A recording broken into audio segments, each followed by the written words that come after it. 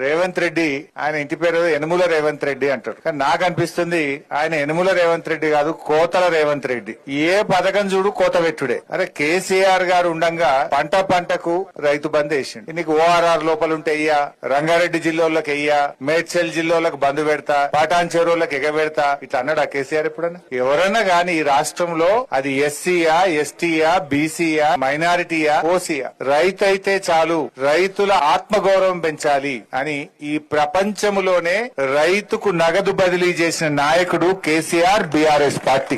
రేవంత్ రెడ్డి అప్పుడు ఏం చెప్పిండు? అర్రాస్ పాట వాడిండు. ఏ కేసీఆర్ 10 ఇచ్చిండు, నేను 15,000 ఇస్తా. కేసీఆర్ ₹1,00,000 ఇచ్చిండు, నేను తులం బంగారం కలుపుతా. కేసీఆర్ 2,000 పింఛన్ ఇచ్చిండు, నేను 4,000 ఇస్తా. ఆశ చూపించిండు, అరిచేతిలో వైకుంఠం చూపించిండు. ఇప్పుడేం చేస్తున్నాడు? రేవంత్ రెడ్డి వచ్చినాక పెన్షన్లు పెంచలేదు గాని ఇచ్చే పెన్షన్లు 1,00,000 మందికి కోత పెట్టిండు. పెన్షన్లలో కోత, కరెంటులో కోత, కేసీఆర్ కిట్ లో కోత, న్యూట్రిషన్ కిట్ లో కోత, విద్యార్థుల ఫీజు రియంబర్స్మెంట్ లో కోత, రైతు బంధుల్లో కోత, ఏది చూసినా కోతలే పెడుతుంటు. అందుకే నువ్వు యనుమల రేవంత్ రెడ్డి కాదు, కోతల రేవంత్ రెడ్డివి అంట.